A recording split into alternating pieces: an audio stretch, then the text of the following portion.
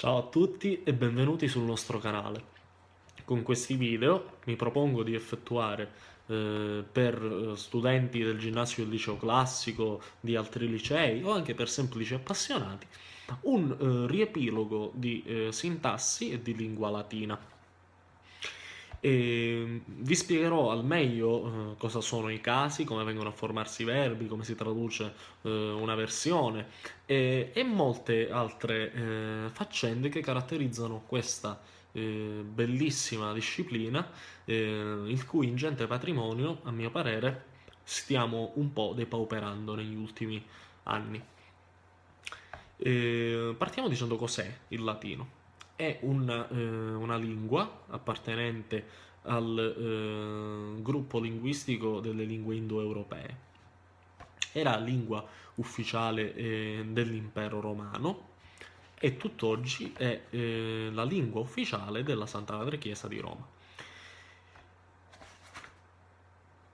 Se non ricordi bene cosa sono analisi grammaticale e analisi logica in grammatica italiana, ti consiglierei di andare a rispolverarle per bene. Un po' perché l'analisi logica, soprattutto, è la condizio sine qua non per lo studio della grammatica latina. È indispensabile. E l'alfabeto latino è esattamente come quello italiano. A, B, C, D, E, X, Y, Z. Immagino lo conosciate.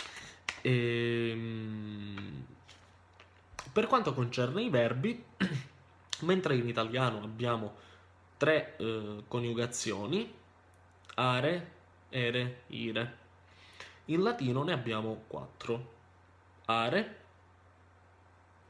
ere, con l'accento lunga sulla E, ere, con l'accento breve sulla E ire. Quindi abbiamo dei verbi appartenenti alla prima, dei verbi appartenenti alla seconda, alla terza e alla quarta coniugazione. Per cercare i verbi sul vocabolario dobbiamo servirci del cosiddetto paradigma. Da quali voci verbali è costituito il paradigma? È costituito dalla prima e seconda persona singolare del presente indicativo, dalla prima persona singolare del perfetto, dal supino e dall'infinito. Prendiamo in esempio il verbo amare, che è quello più comune. Amare ha una terminazione in are, quindi è della prima coniugazione. Il paradigma di questo verbo sarà amo, prima persona singolare del presente indicativo, amas, seconda persona singolare del presente indicativo, amavi, prima persona singolare del perfetto, amatum, supino, amare, infinito.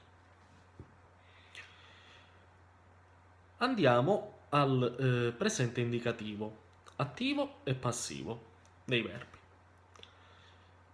Il presente indicativo del verbo amare è il seguente, come apparirà sullo schermo. Amo, amas, amat, amamus, amatis, amant. Come puoi ben vedere, le desinenze sono O, S, T, mus, tis e nt. Invece, alla forma passiva avremo amar, amaris, amatur, amamur, amamini, amantur. E avremo quindi come desinenze r, ris, tur, mur, mini, tur.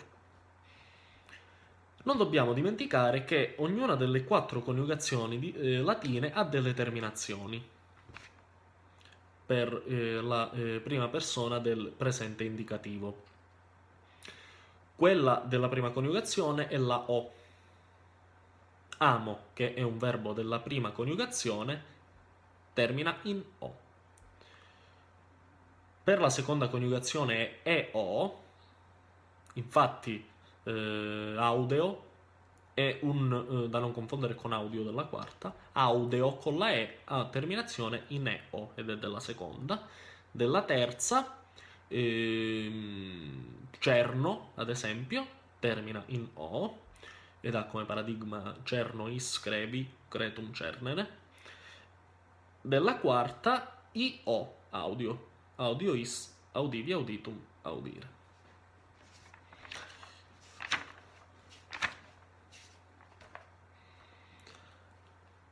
Prendiamo in analisi anche adesso la prima declinazione latina. Che cosa sono le declinazioni? Devi sapere che i latini non avevano in uso gli articoli. In latino gli articoli non esistono, né quelli determinativi né quelli indeterminativi.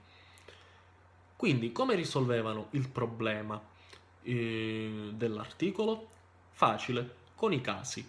Ad ogni caso, grosso modo, possiamo dire che corrisponde un complemento dell'analisi logica. In latino abbiamo 6 casi. Il nominativo, che è il caso a cui corrisponde il soggetto. Genitivo, che è il caso a cui corrisponde il complemento di specificazione. Dativo, caso a cui corrisponde il complemento di termine. Accusativo, il caso a cui corrisponde il complemento oggetto. Vocativo, al quale corrisponde il complemento di vocazione, e l'ablativo, a cui vedremo corrispondono vari complementi, possono essere di tempo, di mezzo, eccetera.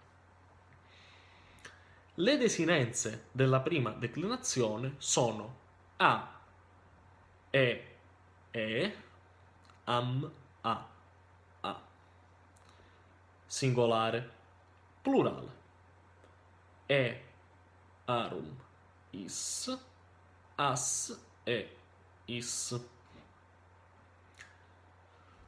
Quando in latino vedi una successione di due vocali, ad esempio a, la pronuncia ecclesiastica ci insegna che si pronuncia solo la seconda vocale. Con la pronuncia restituta, che era quella propria dei romani, il ragionamento da fare sarebbe un po' diverso, ma non intendo darti tedio con queste faccende che ti riguarderanno poco.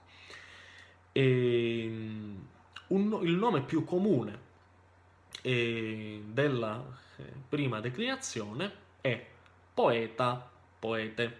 Sul vocabolario lo cerchiamo al nominativo e al genitivo. Decliniamolo insieme.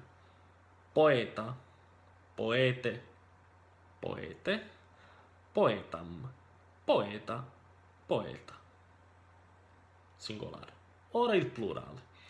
Poete, poetarum, poetis, poetas, poete, poetis. Per oggi è tutto. Abbiamo visto cos'è la lingua latina, cos'è l'alfabeto latino, quali sono le coniugazioni proprie dei verbi della lingua latina, cos'è il presente indicativo nella sua forma attiva e passiva, diatesi attiva e passiva, e i casi, abbiamo analizzato grosso modo i casi, e le terminazioni, le desinenze della prima declinazione. Ci vedremo nella prossima puntata, non mancate, e a presto.